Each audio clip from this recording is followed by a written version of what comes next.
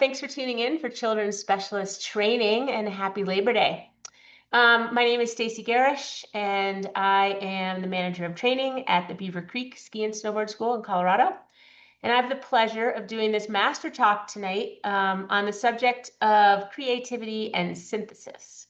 And it's a little funny to be doing a 1-hour presentation and not interacting with everyone. So anyway, just know that that feels a little strange, but I'm going to do my best to keep this as engaging as possible for you. And then next week, so next Monday, I will be back and I'll be live and I'll be interacting with you. So I'll talk more about that at the end of this presentation, but next week will be a follow-up to this on creativity and synthesis. And then just one last reminder, make sure that you fill out the attendance sheet like you do every week. And then just one thing, throughout this presentation, I may use the word skiing. And I just want you to know that when I say skiing for the purposes of this presentation, I'm talking about skiing or snowboarding. So I'm using ski and ride sort of interchangeably. This presentation is less about the equipment that you're using and more about creativity and synthesis. All right, so here we go. So this is essentially a teaching framework, and I'm going to be diving into the topics, and then we'll get into how to put this into action with various ages of children between the ages of 4 and 18. So right when they become a young adult. And the whole idea behind this is that we're really wanting to foster creative thinking and integration of skills for our students. All right, so creativity. Now, if we were interacting, my first question to you would be, what is creativity? And you can certainly Google the definition, but I'm just sort of curious what creativity means to each of you, and that's something that we'll talk about next week. But basically, creativity, for the purposes of this presentation, creativity is the ability to generate new and original ideas or solutions. And creativity involves using our imagination. And creativity is about thinking in novel ways to produce something new and valuable. Creativity is also, for the purposes of what we do in teaching snow sports, it's about providing personalized attention. And that's especially true in any sort of group situation, whether it's a group lesson or a private lesson with multiple people. Just by providing individual personalized attention, you are adding in an element of creativity. And one thing I want you to know, because I know that many people, when we use the word creativity, they go, oh my gosh, I'm not creative at all. I don't have a creative bone in my body, whatever. I'm here to tell you that everybody can be creative. Because creative is not necessarily being crafty. And I think that's what a lot of people associate creativity with, is being crafty. It can be an artistic expression, and that expression can show up in a variety of ways.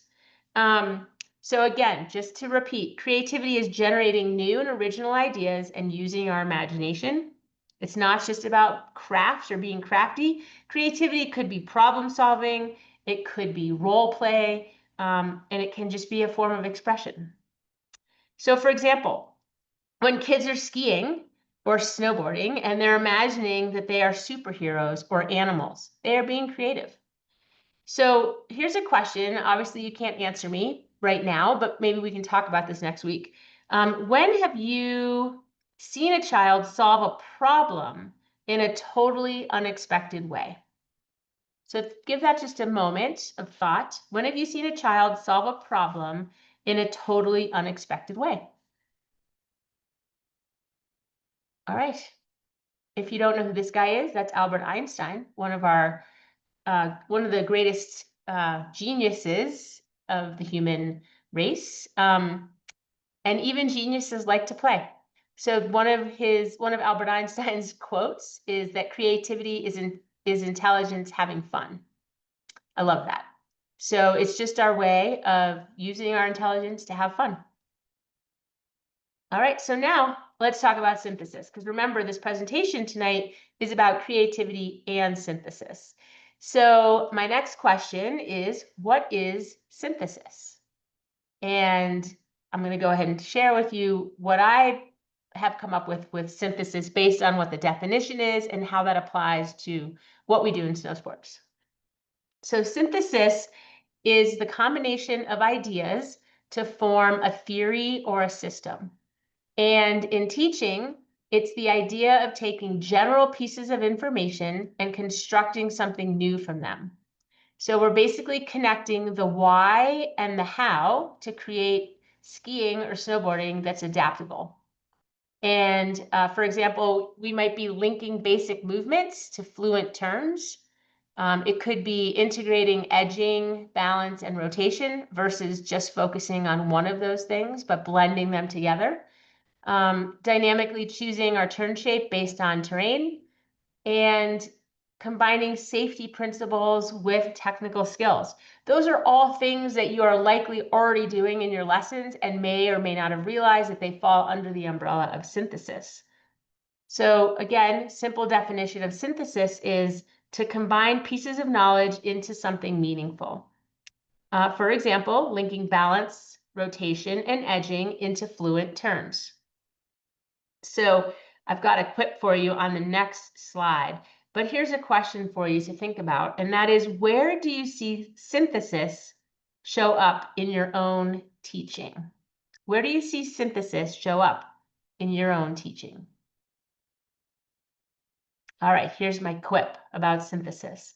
So when a child builds a castle out of pillows, that's not a mess. That's synthesis in action.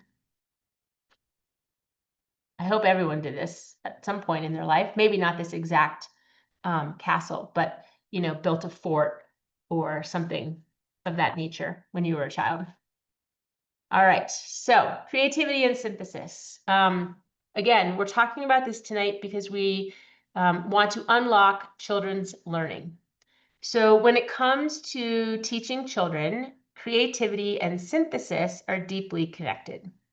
Creativity, as I already explained in the definition, creativity fuels imaginative possibilities, and synthesis blends ideas into something meaningful and applicable. All right, so let's dive into creativity and teaching children.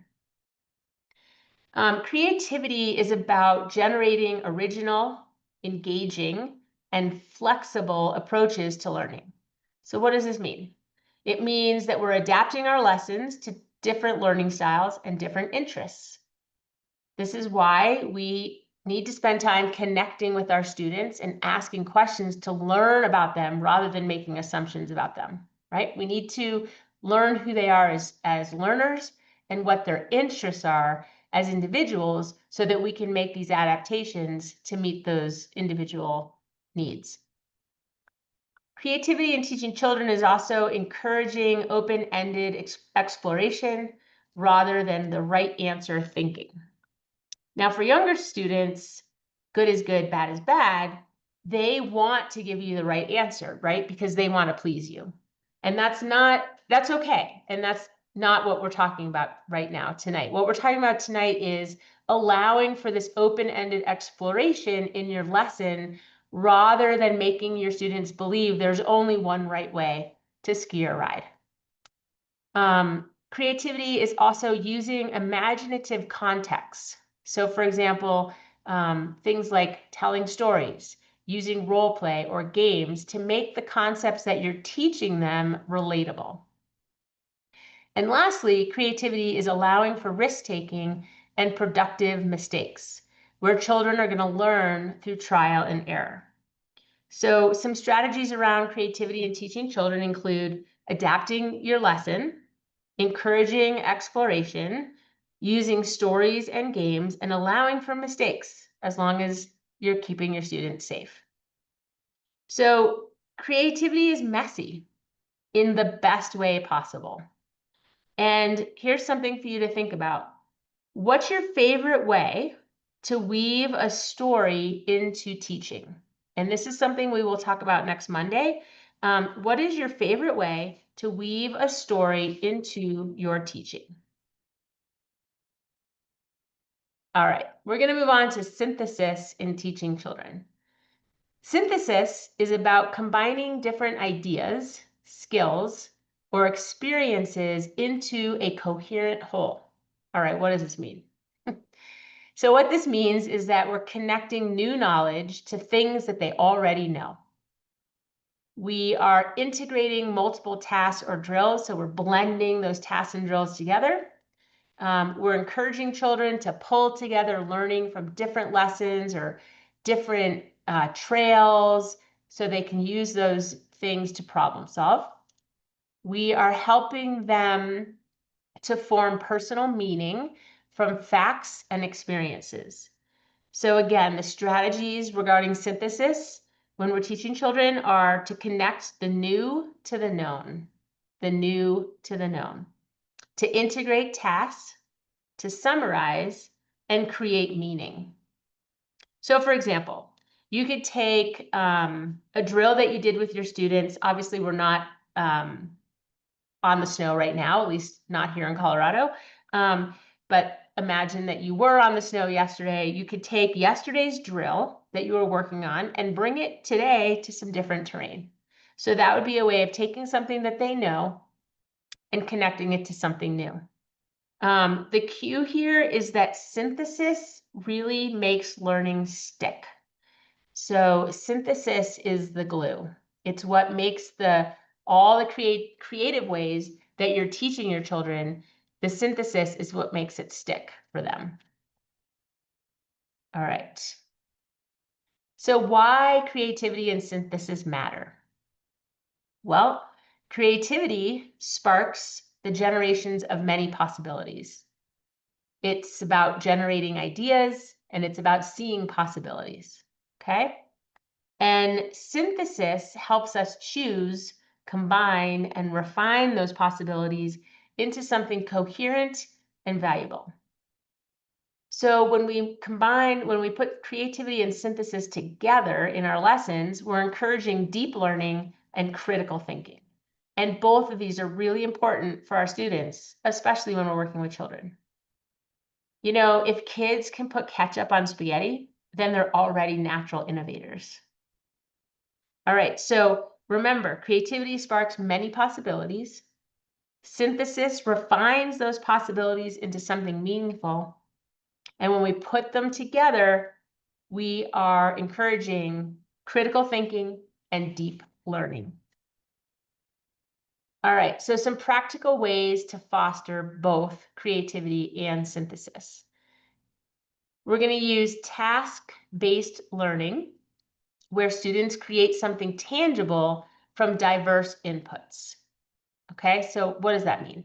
So we're going to create tasks out on the snow where the students are going to create something tangible, which is the outcome. Okay, so let's say, for example, you're working on steering the inside ski. So you're going to use some creativity to create that task around steering the inside ski, and they're getting that outcome from diverse inputs. So in other words, there may be a task or an outcome steering the inside ski, but depending on the student, you're going to approach that outcome with diverse inputs to meet each individual's needs through a creative way. We'll get to more activities in a little while. Another practical way to foster creativity and synthesis is to encourage storytelling with a twist. This is a lot of fun. You could also ask what-if questions, questions that require combining knowledge from multiple topics. You could have students collaborate in groups, merging different perspectives into one solution. So have them working together in small groups and see what kind of perspective they bring to the lesson. You can use, so we talked about using task-based learning and storytelling twists and what-if questions and group collaboration.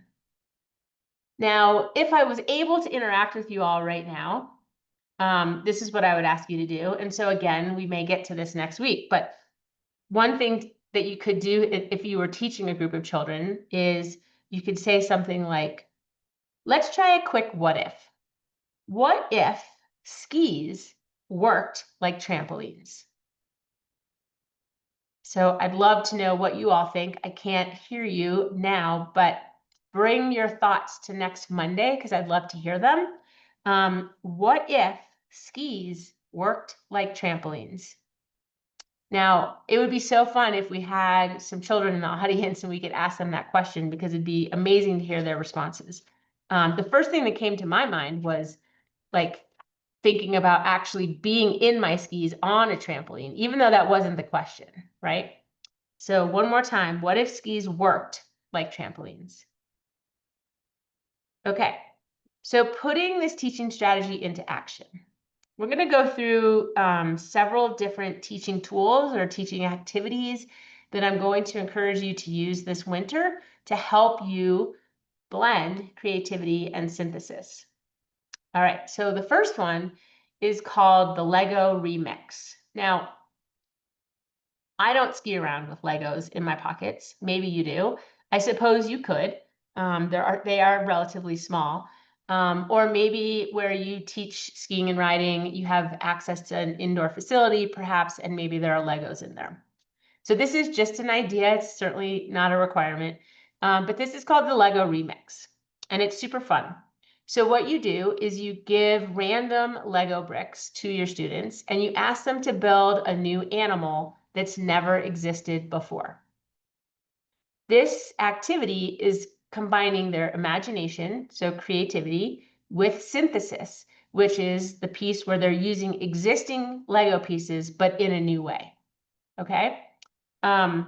So again, this is just a way to help you as an instructor blend creativity and synthesis while doing an activity that's actually sparking or the student's brain to use creativity and synthesis together.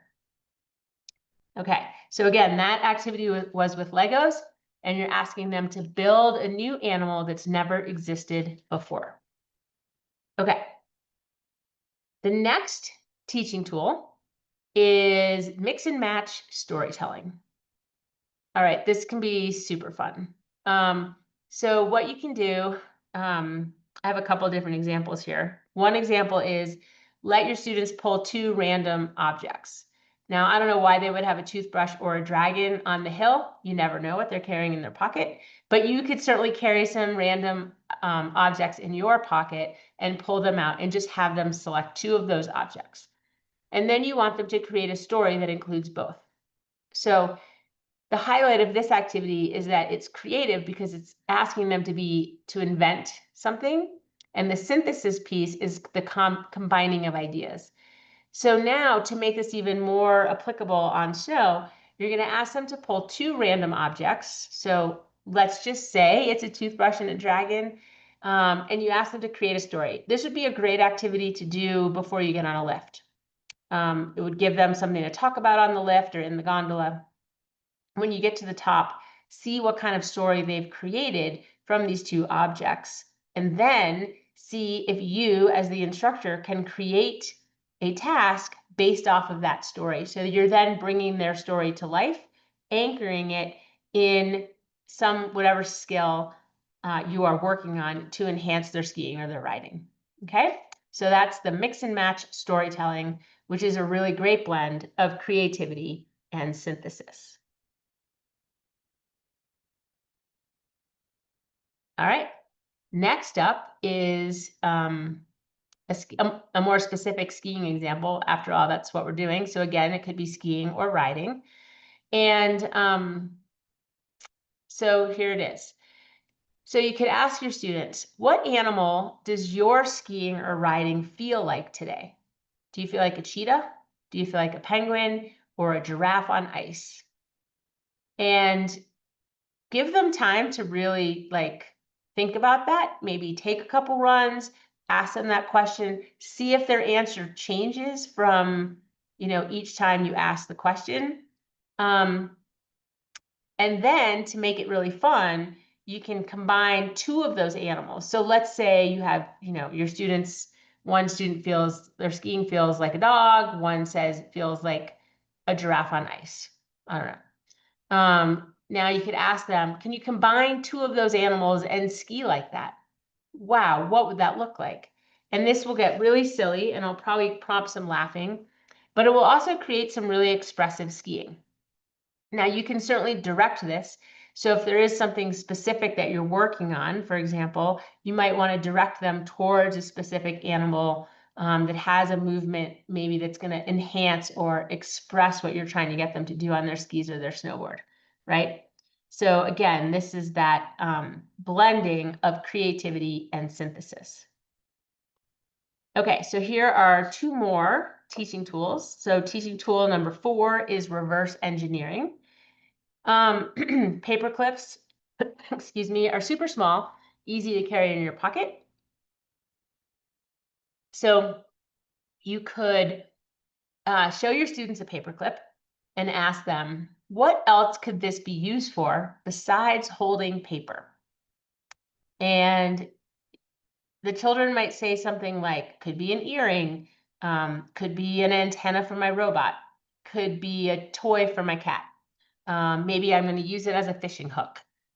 So just in giving those answers, synthesis is at work, right? So all you did was show them a paper clip and you asked them what else it could be used for besides holding paper. And just that simple question and that simple object brought them right into synthesis.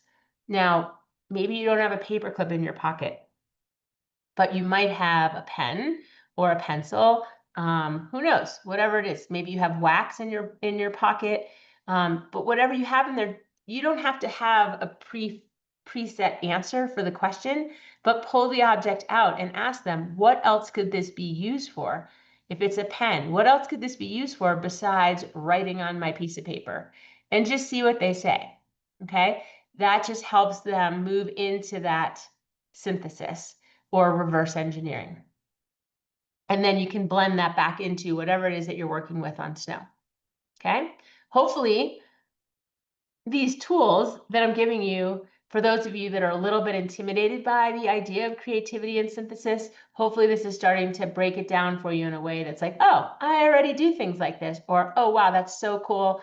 I never thought about that. I'm going to add that into my teaching repertoire.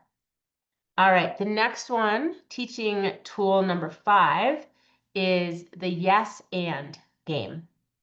So we're going to start with, here's my example here is, we're building a playground on the moon.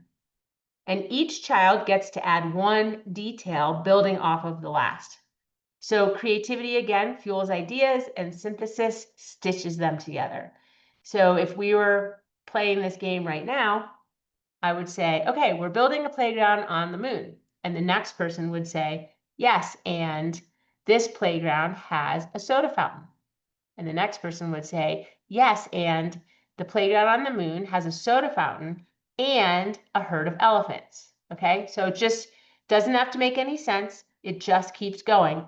But it allows the group to A, work together, to be open to possibility, and it's going to fuel creativity for you and for the students. And maybe wherever this activity ends up, maybe you can take the last thing that was added to the playground on the moon and somehow incorporate that into your next task on snow. Okay.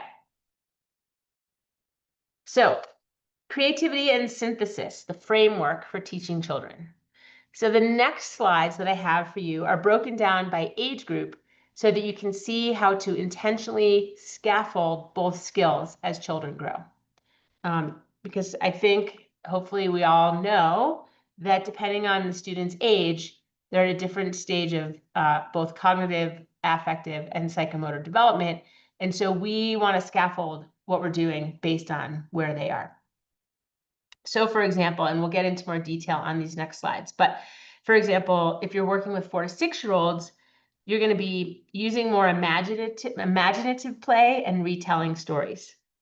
With those 7 to 9-year-olds, you might just change one thing. Maybe you're going to integrate in some music or some drama. For 10 to 12-year-olds, perhaps more problem solving with constraints, and maybe even talk to them about building a sustainable terrain park or something. With 13 to 15-year-olds, you can start to use metaphors, and I'm going to talk to you about maybe doing something really fun with that age group, and it's a film project, so we'll get into that. And then the 16 to 18-year-olds, they're a lot closer to that real world. And you could do some group planned activities. So regardless of the age and regardless of what you're doing, you always want to include reflection. So in the reflection, and I'll repeat this again at the end of the next slides, but in the reflection, it's how did you create and combine? All right, so here we go. Let's start with 4 to 6-year-olds, which is early childhood, pre-K to first grade. It is important, if you're not someone who typically teaches this age group, to find out, particularly if you have 6-year-olds, it's really important to find out if they're in kindergarten or if they're in first grade, because depending on where they live, they might be in kindergarten, they might be in first grade. What's the difference, you may ask? Well, most kindergartens, they're only there for half a day. And once you hit first grade, you're typically there for a full day. Tells a lot about their ability to focus and their energy level. All right, so with regards to 4 to 6-year-olds, if we look at the creativity focus, we want to encourage imaginative play and silly ideas. And for the synthesis focus, we want to connect experiences and combine basic concepts, retell stories in their own words using really key elements. Okay, so let me just give you an example of that. So you may, you're going to use some imaginative play and silly ideas to get your creative focus for the activity, okay? And then you're going to start taking that, whatever your creative focus is, and connecting it to what you're working on in their skiing or their riding. And maybe you tell them a story, and then you're going to ask them to retell the story in their own words using elements that relate back to what it is that they're working on the snow, okay? So here's an activity. For example, you can invent a new animal that eats something unusual, and whatever it is that it eats causes it to grow ski legs. Where does this animal live, and why does it live there? You will be amazed at what these 4 to 6-year-olds will share with you. And then you can bring that into the synthesis focus and apply that to your lesson. Okay, let's go ages 7 to 9. Which is typically 2nd grade to 4th grade. All right, so in the creativity focus, there are multiple solutions when you're with this age group. You could do a change one thing challenge. You can integrate music, movement, and drama into their learning.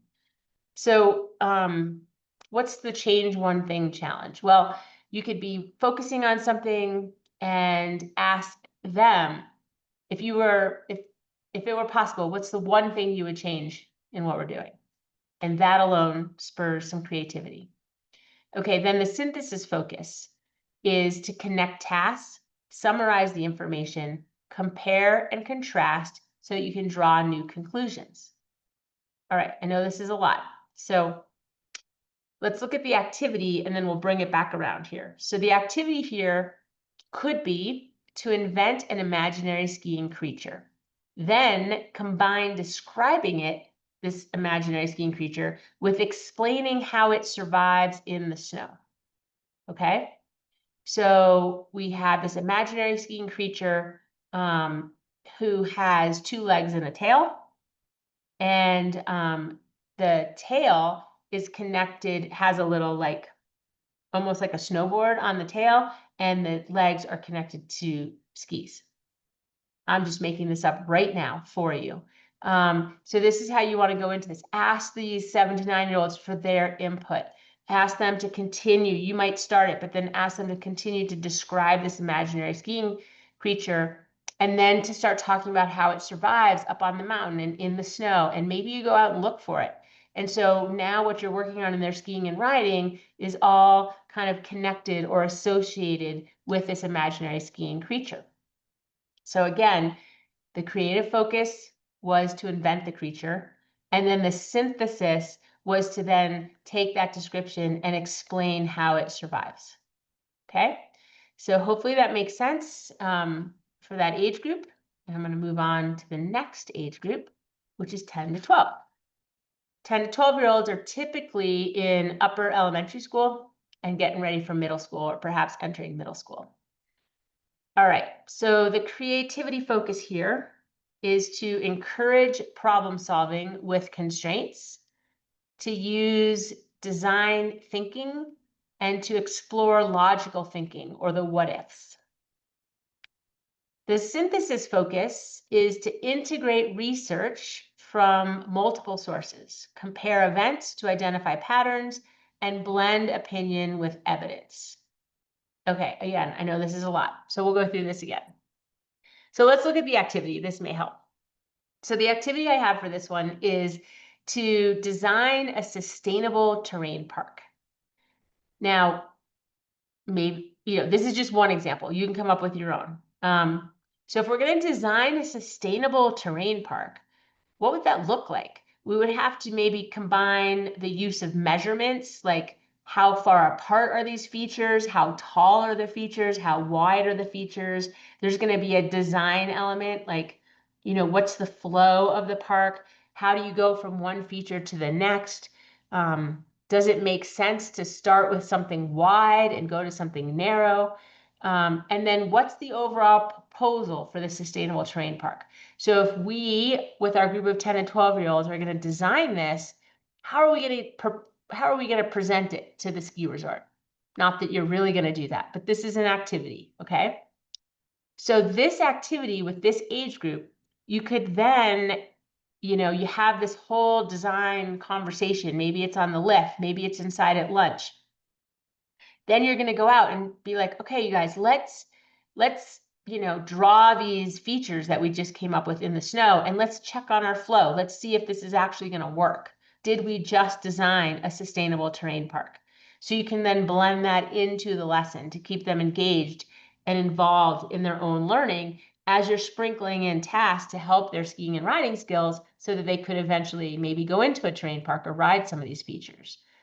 So again, if we take this activity and we go back and look at the creativity focus, it was to encourage problem solving with some constraints, to use design thinking, and to explore some logical thinking or the what ifs. And the synthesis focus was to integrate our research from multiple sources, compare events to identify patterns. So that's maybe when we went out and practiced what we designed, and to blend our opinion with our evidence. Okay, so I hope that makes more sense. That's using creativity and synthesis together at a higher level so that it matches this age group. All right. Now we're with 13 to 15-year-olds, so they're in middle school. There's all kinds of stuff going on in middle school. All right, so creativity focus here. So for creativity, you can use metaphors or analogies to explain concepts. You can reimagine systems, reinvent things, and you can draw ideas from different traditions. So let's say, for example, you've got this group of 13 to 15-year-olds, and they are from different parts of the world or different parts of the states. Now, I grew up in New England, and I'm sure that some of the traditions that we have in New England might be similar, or they might be quite different to someone who grew up in the South, just as an example. So you could start talking about what are some traditions that your family has or that your family has. And then you see where I'm going with that? So that's how you get some ideas, and then you can create some analogies, and then you can start to reimagine things. Well, what if we were to reimagine this tradition and do it this way? How would that apply to what we're doing on snow, right? Maybe you've got someone who grew up water skiing and has never really spent much time in the snow, and someone who grew up in a snowy environment but has never been on the water. So you can combine those two things and apply that to their skiing or riding. Which takes us into the synthesis focus, which is to integrate opposing viewpoints, blend experiences with facts, and then select and refine the ideas. All right, so check out this activity. I think this one sounds pretty fun. Most of these students will have cell phones, like it or not. And so one of the activities I came up with is that you could have this group of 13 to 15-year-olds create a short film about their skiing and riding experience on new terrain. And there could be, it could have a project sense to it. So maybe you're with these students for a whole day or a couple of days, You want to talk design. What do we want this short film? How long do we want this film to be? A minute? 2 minutes? Do we want to have an intro and an outro? Like, what's the design? Are we going to interview each other in this short film, or is it just going to be no talking? Or is there going to be storytelling? How are we going to integrate safety with the tactics? So this kind of activity really takes this age group into that creative focus and that synthesis focus at a much higher level, and it applies it exactly to what they're doing on snow.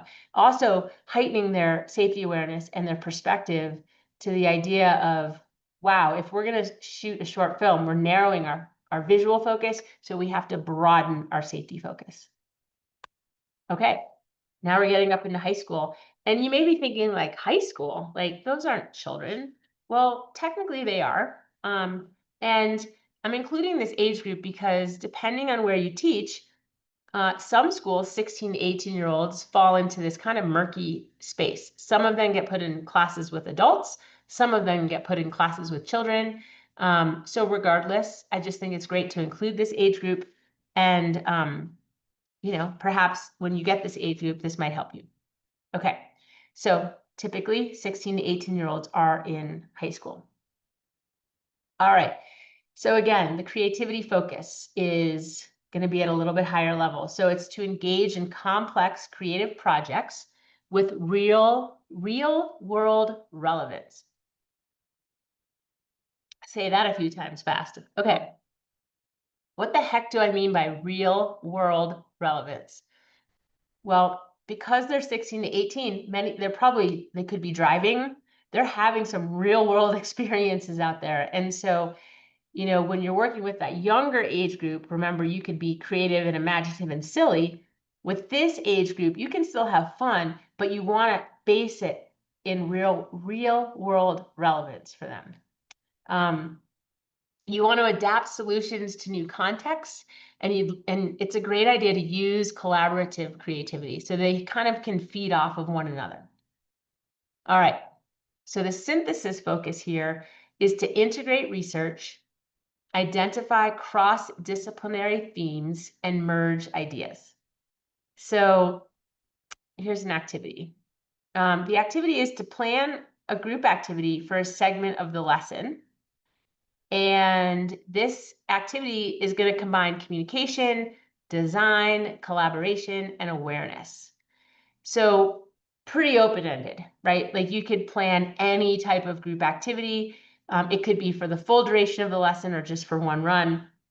You could do several of these throughout the course of your lesson. But the idea is to get this group working together using communication and collaboration and awareness, and designing the activities so that they all feel some ownership to it, and therefore will probably be more likely to participate. I think one thing with all of these ages, including adults, is that the more we involve our students in the creation of what we're doing to become better skiers and riders, the more likely they're going to want to participate because they feel part of it, right? Versus just telling people what to do. Big difference there. Okay. Let's see here. Move on to the next one. Why is it not moving? I don't know. There we go. All right. So for all ages, I mentioned this in the beginning of this segment, and I'm going to repeat it again here. So for all ages, you always want to include a reflection step where the children explain how they came up with their idea and how they combine different elements. That's where the real synthesis or thinking becomes conscious. So I want to talk to you just for a minute about what I mean by conscious. And I'm going to use a cell phone as an example. So conscious has to do with our brain, okay? This is a whole other topic. I could do a whole other talk on this, so I'm not going to go too deep, but I do want to hit it a little bit.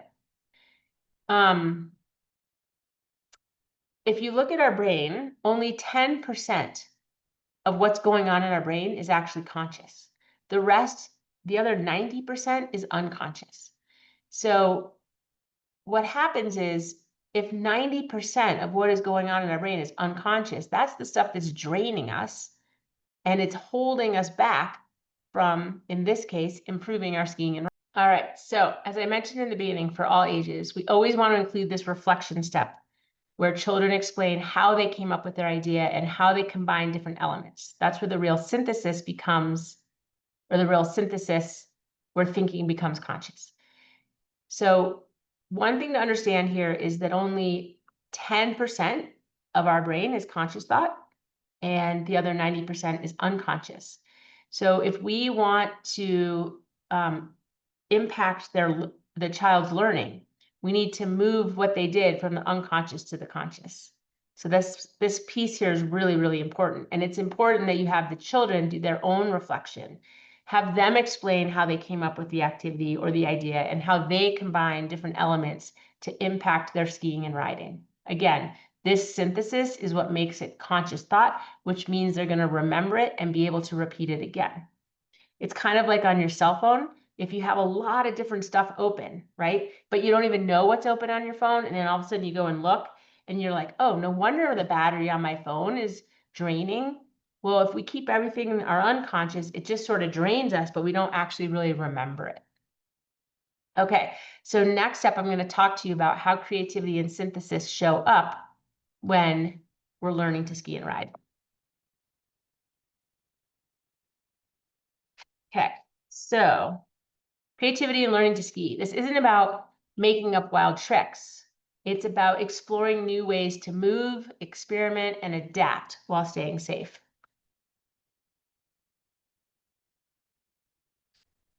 So for students, I broke this down. So for students and for instructors. Now I realize all of you watching this are likely instructors and not students, but I think it's important for you to see the perspective from the student's viewpoint. So for students, they want to try different movements to feel the effects. So you can have them leaning forward or back or trying different turn shapes. It's beneficial to use visual imagery. For example, pretend that you're a zipper gliding down a jacket if you wanted them to go in a straight line. For your students, you can play with variations. Ski one big turn, one small turn. Ski with your hands on your knees. Pretend you're skiing in slow motion. Okay. So for instructors, you want to design games that disguise skill practice.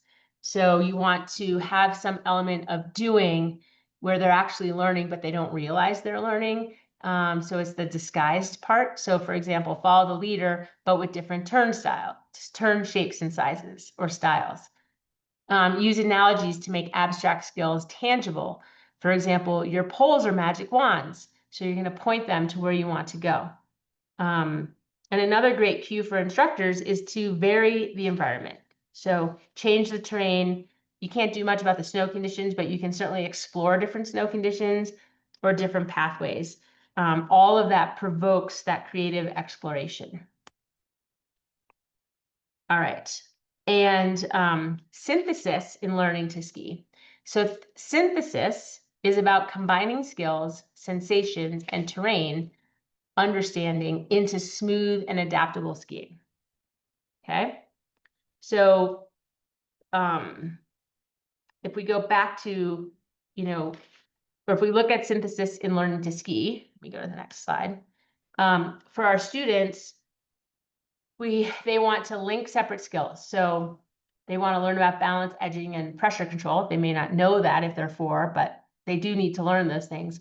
So we want them to link those skills into one seamless run. We want them to be able to blend everything together. Adjust their skiing based on terrain and snow. So the steeper the slope, the smaller the turns. The icier the patch, the more edging. These are the outcomes that we want them to have, right? This is the synthesis. We want our students to be able to apply feedback from multiple lessons into one performance so they can reflect back and take what they learned 2 days ago or a day ago or an hour ago and apply it moving forward. For instructors, we want to design progressions that combine previous skills into new challenges. So encouraging self-reflection, asking our students to describe how they blended movements to make a turn work, and connect skiing concepts across contexts. So what you felt on the green slope will also help on the steeper run. Okay. So again, for students, it's blending balance, edging, and pressure into smooth skiing. For the instructor, it's helping to connect the dots across the lessons. And as a cue, you could ask your students, how did you make that turn work? Okay. That's a great question to ask them to bring them into that reflection as well. All right, so some sample creative and synthesis activities. The first one here is called turn shape painting. So you have your students paint different shapes on the snow with their turns, circles, S-curves, zigzags. You can have, if they have poles, you could have them paint with their poles before you go and actually paint with your skis. If you're on a snowboard, you could have them paint with their hand or their mitten before they go and make the turns on their board. The synthesis here is to ask them to combine favorite parts of each of those shapes into their most comfortable turn. Okay, the second activity is obstacle story ski. The creativity here is to pretend the slope is a story. So you can assign things on the slope as characters in your story. So if there's rocks on the side of the run, those are the dragons. The turns are the escapes, the trees are the castles, just as an example. The synthesis here is that the students must use a learned skill, so speed control or turn timing, to navigate the story course. Okay. And the third activity is terrain mixing. So creativity, ski the same run 3 different ways.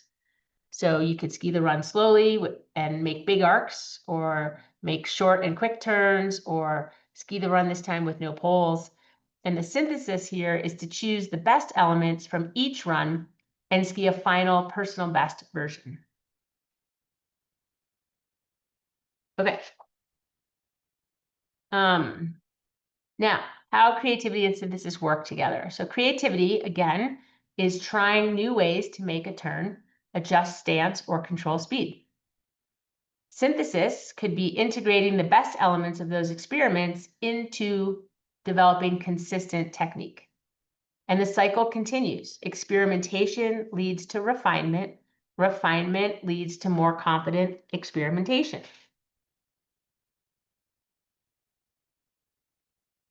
All right, so I really love this quote. Creativity without synthesis is kind of like sprinkles without ice cream. Fun, but not very filling. So together, creativity and synthesis, not sprinkles and ice cream, but together they help children connect ideas. They help children express themselves and build resilience in problem solving. And when children can create and combine, they don't just learn, but they invent.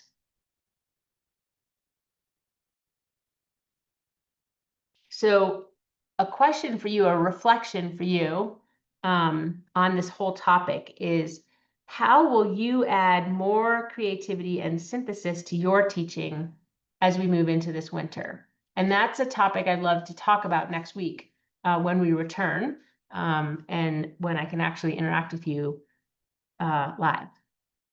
So I have, sorry to bump forward there for a second. I have several videos that sort of reinforce this entire topic. I don't have time in this hour to show you all the videos, but next week I can certainly give you the links to them and you can check them out yourself. The first one is about unlocking hidden abilities. It's on YouTube. It's the story of a family that homeschools. I'm not sharing it because I'm a proponent of homeschooling or not a proponent of homeschooling, but I like what they have to say about unlocking hidden abilities. And then this one, this is a great TEDx talk on the value of creativity. And this young woman talks about creativity and logic and how they go hand in hand. Really great talk. Highly recommend it. And if we have time, this is one I'd love to show you next week if we have time. This one, this is probably one of my favorites. And I may, I'll definitely, I think, show this one to you next week. This one is called Thrive by 5. And this young girl here is 5 years old, and she gives a pretty impactful TED Talk on playing peekaboo and how powerful it is. And this next one is another young girl. I think she's 9. And she talks about how important it is for growth to play. So yeah, just another great one. And then one more for you. This young guy, he talks about how recess in school is equal to play. And his is quite short, and I think I'll try to show this one to you next week if we have time. But I just would like you to think about the concept of recess is really something that we talk about in the school environment, like the classroom school environment. And when we're up on the mountain, we don't really use the term recess. But I would say that recess would be equivalent to practice time. So when I show this to you next week, think about like practice time on the mountain and how that can be equivalent to play. Okay. All right. That's all I have for you tonight on creativity and synthesis as a teaching framework. I hope you found it valuable. Please bring any questions that you have to the talk next week or comments, and I look forward to reviewing the material with you again then. All right. Again, happy Labor Day. Take care. Thanks.